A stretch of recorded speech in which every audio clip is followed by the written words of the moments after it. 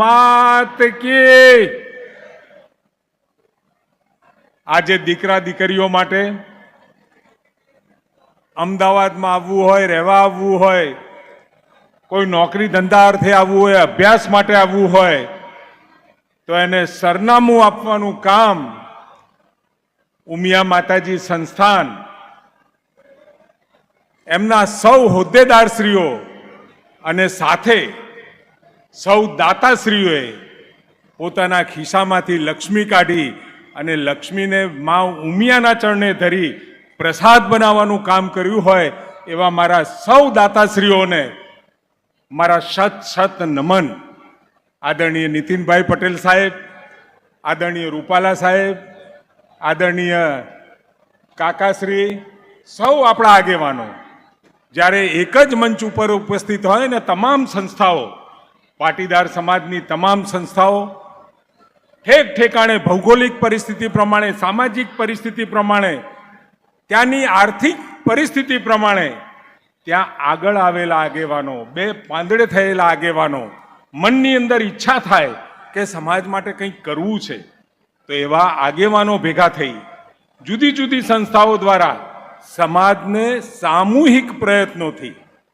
કોઈ પણ ગાડી બંધ પડી હોય તો કોઈ પાછળથી ધક્કો મારે, કોઈ આગળથી મારે, કોઈ વ્હીલ બાજુથી મારે, પરંતુ અંતે તો ધ્યેય એનો હોય છે કે એને આગળ લઈ જઈ અને ગાડી ચાલુ કરવી. 1947 અને આઝાદી સમય પછી જે પરિસ્થિતિ દેશમાં હતી, આપણા કેટલાય ડાયા આગેવાનોએ, સૂઝબૂઝ ધરાવતા આગેવાનોએ પારખ્યું કે આવતો સમય શિક્ષણનો છે. ભલે પોતે ભણ્યા ન હોય પરંતુ શિક્ષણનો વ્યાપ વધારવાનું કામ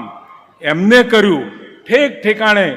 ગાયકવાડ સરકારની અંદર એ વ્યવસ્થાઓ હતી, પરંતુ સૌરાષ્ટ્રની અંદર જે ગાયકવાડી સરકારના તાબા હેઠળ જે રાજ્યો નહોતા, જે પ્રજા નહોતી, ત્યાં પણ આજે દરેક ઠેકાણે શિક્ષણ માટે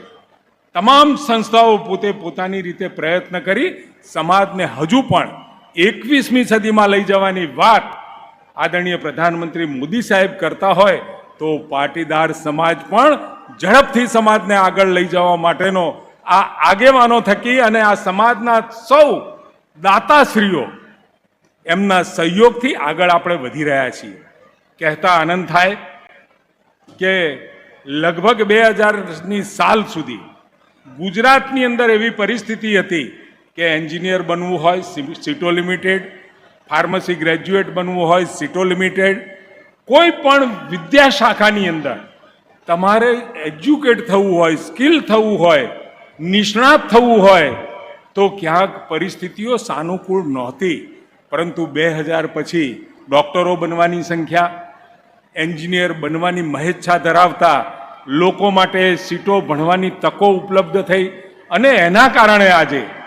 ઠેક ઠેકાણે ગામડે ગામથી અને શહેરોથી જે વિદ્યાર્થીઓની આકાંક્ષાઓ હતી, જે વાલીઓની આકાંક્ષાઓ હતી કે મારો દીકરો ડૉક્ટર થાય, એન્જિનિયર થાય, આઈએસ થાય, આઈપીએસ થાય, ક્યાંક સરકારી નોકરીમાં લાગે, ક્યાંય પ્રોફેસર થાય, આ વ્યવસ્થાઓ યુવાઓના સ્વપ્ન પૂરા કરવા માટે જે ઇન્ટેલેક્ચ્યુઅલ છે, જે બુદ્ધિશાળી છોકરાઓ છે અને કંઈક કરવાની ઈચ્છા ધરાવે છે એવા છોકરાઓને તક પૂરી પાડવાનું પ્લેટફોર્મ એ અત્યારે ઊભું થયું છે. અને કહેતા આનંદ થાય છે, કોઈને ઉદ્યોગમાં જવું હોય તો કેટલી યોજનાઓ, સરકાર ગેરંટર બને અને રૂપિયા તમને મળે, તમે ધંધો ચાલુ કરી શકો, એ પ્રકારની વ્યવસ્થાઓમાં સાથે શહેરોમાં પણ જ્યાં વ્યવસ્થાઓ વધારે હોય ત્યાં દીકરા દીકરીઓ આવે, ત્યાં ભણે, ત્યાં આગળ કંઈ નાનો મોટો ધંધો કરવા માટે પગ મૂકવાની જગ્યા આજે માતાજી સંસ્થાન તરફથી બાબુભાઈ અને સમગ્ર ટ્રસ્ટી જેટલા પણ વહીવટમાં છે એમના વિઝનના કારણે આ શક્ય પણ બન્યું છે. અંબાજી મંદિર જવું હોય, દર્શન કરવું હોય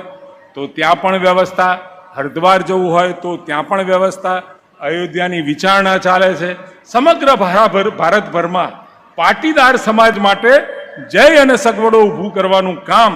સમાજની તમામ સંસ્થાઓ આજે કરી રહી છે. તમામ સંસ્થાઓ આ સામૂહિક પ્રયત્નો દ્વારા આપસી ભાવચારાની ભાવ સાથે તમામ હાથથી હાથ મિલાવી ખભેથી ખભો મિલાવી હજુ પણ જોરથી ધક્કો, જોરથી પ્રયત્ન થઈ શકે એવો છે, ત્યારે તમામ સંસ્થાઓના અને તમામ દાતાઓને જ્યાં પણ એમને દાન આપ્યું છે અને ચોક્કસ પાટીદાર સમાજના જે વહીવટકર્તાઓ છે,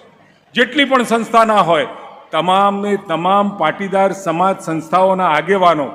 નિષ્ઠાવાળા, ધ્યેયવાળા, વિઝનવાળા અને એકે એક રૂપિયો આપેલો, દાનનો એકે એક રૂપિયો યોગ્ય જગ્યાએ વપરાય એ પ્રકારની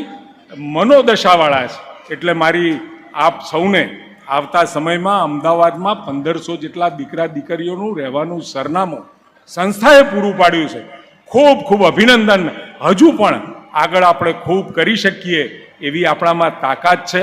જેની પાસે દ્રષ્ટિ છે, કરવાની ધગશ છે, એવા યુવાનો પણ આવે અને સમાજના આગેવાનો પણ આગળ આવી સમાજ જ્યાં છે ત્યાંથી 4 પગથિયા ઉપર લઈ જવાનું કામ આપણે સૌ ભેગા મળીને કરીએ. માતાજીની અસીમ કૃપા સમગ્ર સમાજ ઉપર વરસી રહે એવી મારી માતાજીને પ્રાર્થના છે. ધન્યવાદ.